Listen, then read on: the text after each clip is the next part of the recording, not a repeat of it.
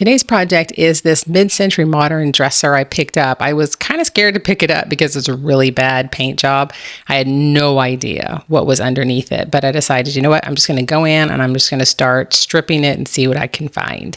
I'm using Clean Strip Premium Stripper in conjunction with a carbide scraper to really get in there and try to get all of this paint off. Can you believe that beautiful wood underneath that paint? I was shocked when I actually started stripping the top. I could not believe it. I actually have the matching tall dresser too. I did a full refinish on the matching tall dresser, and so it was just beautiful. But honestly, after doing that, I was tired.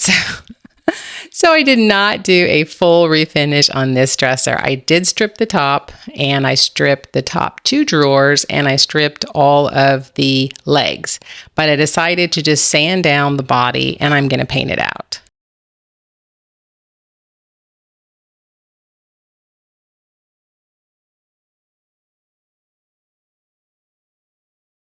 So once I apply the stripper, I'm just going to let it set, do its thing, and then I'm going to come back with my carbide scraper and scrape it off. And then I will use some acetone and some steel wool to just get off any additional residue.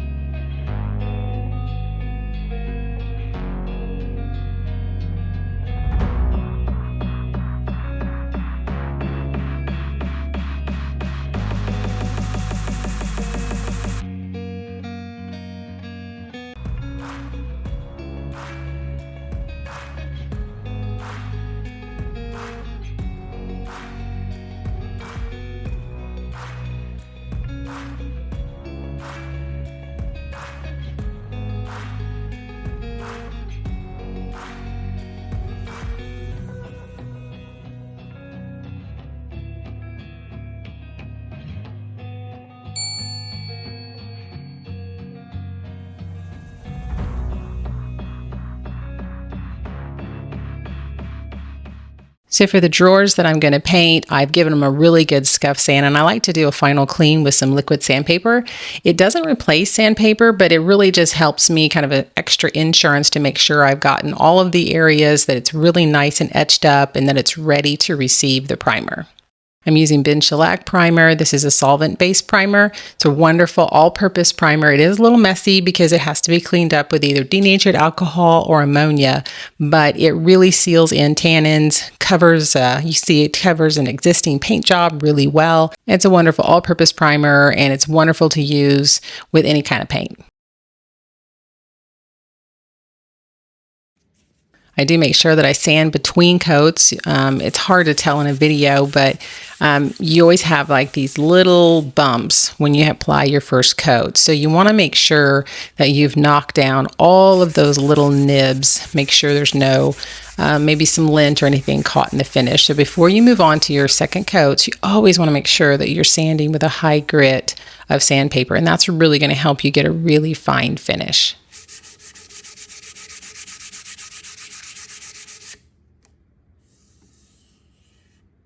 I'm just going to roll out the body in the drawers. And so I'm going to line my trays. I used to use foil, but I've been using press and seal, and I like it because it doesn't break. And so I like to use something so that it's just easier cleanup. So I use press and seal at the base, and then you can even wrap your brushes in it and your rollers in it. And then I put another layer of press and seal over it in between my coats. Now you can get a really good finish with a really good roller.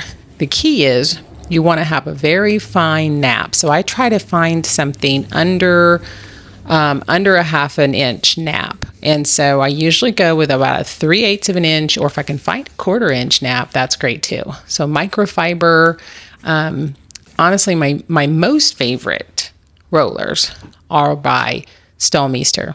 They are fabulous. They're hard to find. You have to order them. Sometimes if you have a Fusion paint distributor, they carry them there. But it's my favorite roller. If you want a secondary roller, I like Purdy. They have like a White Dove, I think it's called, but it's very fine. I like Sherwin-Williams, their contractor's brand. It's really good too. So find a really good roller and you can get a really good finish. But the key is microfiber and a very fine nap.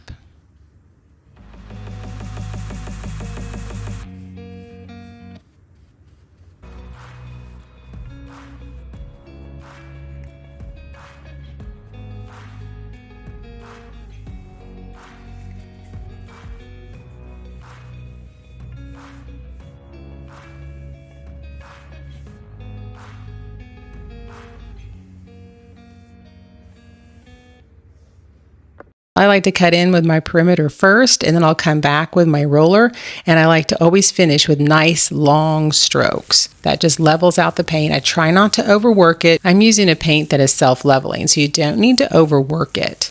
Just simply put it on, smooth it out, and walk away.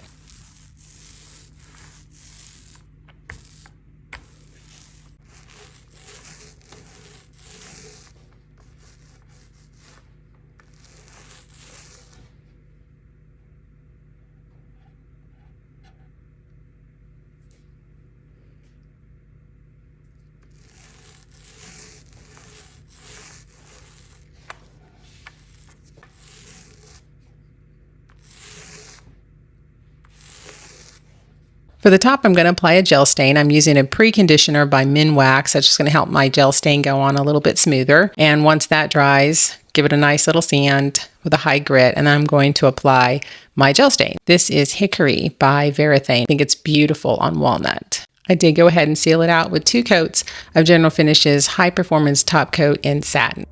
I'm going to go through the same process on the legs, apply my pre-conditioner, and then apply my gel stain.